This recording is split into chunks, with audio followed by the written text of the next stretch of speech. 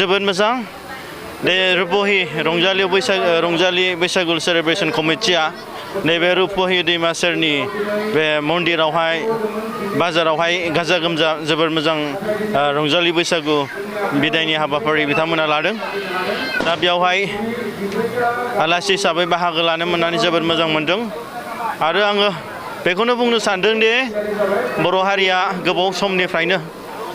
बे बैसागु फोरबो बे फोरबोखौ फालिबोबाय थादों आरो साफ्रोमबो बर'फ्रा जेरावखि थाया मानो अबावबा भारत एबा बेलेग देशआव थाया मानो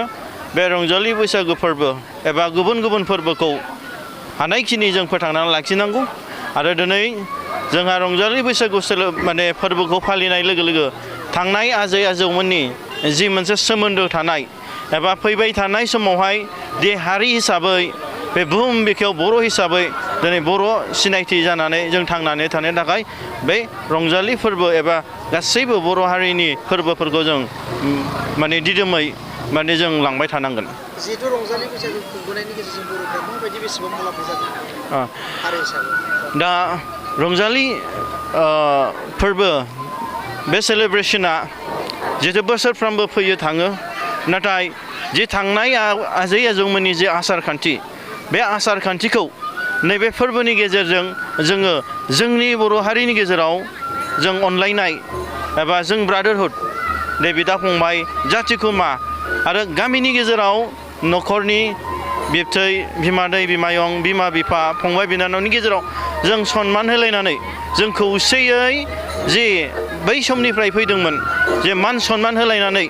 बे समाजाव मोनसे अनज्लायनाय बे मोनसे हाबाफारि एबा मोनसे जों बिनि मुलाम्फाखौ जों लानो हायो आरो बिनि गेजेरजों जे जोंहा थांनाय समफ्रावहाय जोंनि गेजेराव बिदा फंबाय गामिनि गेजेराव बिदा फंबायनि गेजेराव न'खरनि गेजेराव बिमा बिफानि गेजेराव जि गाज्रि मोनलायनाय जि रागा जोंलायनाय दा बैफोरबादि माने जेंनाखौ जों बावगारलायनायनि बे मोनसे खाबु आरो गोदान बोसोर जायखौ जों बैसागु होनो बैसाग बैसो आरो आगु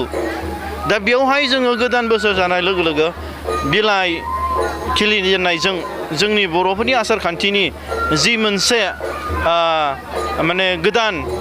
गोसो सानलायनाय आरो गोदान जि मोनसे सिमां सुजुनायनि जि मोनसे हाबाफारि बेखौ जों फुरानाखौ बावगारलायनानै गोदान मोनसे थांखि आरो मिजिं जों लानो हायो नैबे बैसागु फोरबोनि गेजेरजों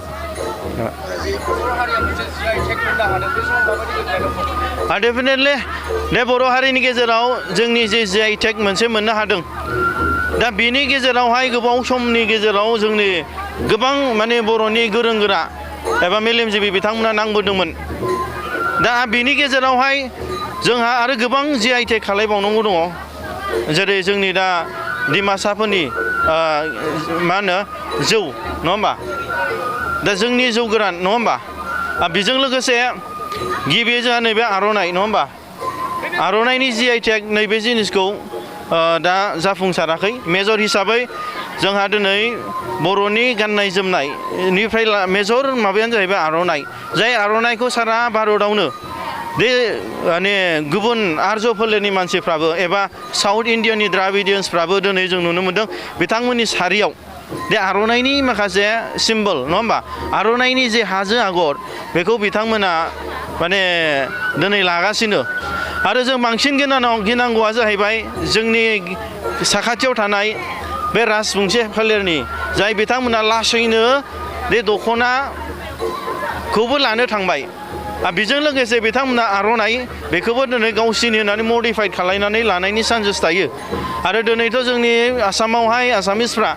जिहेथु गासैबो बर'निनो एबा ट्राइबेलनिनो कालचारखौ बिथांमोना मडिफाइड खालायनानै गावसिनि बानायनायनि जि माने मडिफाइड कालचार खालायनायनि जि पलिसि षड्यन्त्र गतिके बेनिफ्राय जोङो माने GI टेग खालायनो हायोब्लासो जोङो रैखाथि मोनगोन एबा बर' होननानै बे भारतआव सा सानजा भारतनि बे बुरलुंबुथुरनि साहा एबा आसामाव बर' जाथि दं जाय बिथांमोननि गाननाय जोमनाया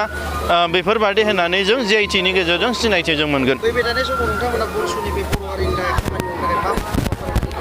निस्सय जोङो बर' माहारिनि गोदान जोलै हिसाबै बे बर'फोरनि थामोनथा आरो बर'फोरनि देरसिन सिमां आलादा रायजो सोरजिनायखौ जों जाफुंसार होनो एबा जोंनि बेसेन गोसा समखौ जोंनि बे लाइमोन बैसोआवनो जों बेसेबां हायो जाथिनि थाखाय कन्ट्रिबिउसन होनो थाखाय जों बिखाफोर दाननानै जों ओंखारबोदों आरो बेजों लोगोसे बे इयुनावहाय जों थांखांनायनि उनाव जेब्लानासिम बर' हारिनि देरसिन सिमां आलादा रायजो सोरजिनाया मोगथां महर मोना जोंनि फैबाय थानाय फिसा फिसौ जोंनि फंबाय बिनानावमोनाबो बेखौ कन्टिनिउ लांबाय थागोन आरो फैबाय थानाय समाव नैबे इलेक्सन कड अफ कन्डाक्ट जोबनायनि उनावहाय बे बनसुआ मोनफ्रोमबो बिथिङाव बे टटेल रिभलिउसन नङा होमबा दिनै जोंनि सोमावसारनायनि अनगायैबो दिनै कालचारखौ होबथानाय कालचारखौ लाखिनाय मावनायनि कालचारखौ जों लाबोफिननाय एजुकेसन सोलोंथाइनि बेलायाव जों इसेबां हायो जोङो जोंनि निउ जेनेरेशन्सफोरखौ जों थुलुंगा होनो हानाय दा मोनफ्रोमबो आबाद मावनायावनो हक मोनफ्रोमबो बिथिङावनो जों टटेल रिभलिउसन लाबोनायनि पलिसिखौ बर' माहारियारि फरायसा आफादा गोदान टेकनिक्स आरो आदब खायदा गोदान सोलो आरो बोलोजों जों आवगायलांनायनि जों सिमांखौ सुजुदों जिहेतु बिसायख'थिनि सिगां माखासे दोलोफोराव नोंथांमोननि बनसुनिफ्राय दोलोफोराव हाबनायखौ नुदों राजखान्थिजों बेयाव दुर्बलफोर जाबाय होननानै गोबां सावरायदों मा फोरमायगोन बेनि सायाव दा बर' माहारियारि फरायसा आफादाबो दिनै मोनसे फरायसा आफाद बिनि गेजेराव गोबां रोखोमनि मानसिफोर थायो गोबां रोखोमनि साननाय हनाय थायो बे बनसु हिसाबै जोंहा मोनसे प्रिन्सिपल्स दङ जोङो नन पलिटिकेल अर्गानाइजेसन हिसाबै जोङो जोंनि बर' हारिनि देरसिन सिमां आलादा रायजो सोरजिनायखौ जों जाफुंसार होनो थाखाय जों आवगायलांनायनि मोनसे टारगेट दं नाथाय जोंनि बनसुनि गेजेरावनो साफा सानैहा सोरबा व्यक्ति हिसाबै पार्सनेल माखासे माने सिमांबो सुजुयो सोरबा बादि गावनि पार्सनेल बेनिफिटनि थाखाय मोनसे पलिटिकेल पार्टियाव थांनानै गावखौनो दाहैनाय गावखौनो माने फसंनानै लिडार हिसाबै थाहैनाय आरो सोरबा बायदिया माने थाखा फैसानि दुर्बलतायाव गावखौनो गावनि बेसेन गोसा जे प्रेस्टिज बेखौ फाननानै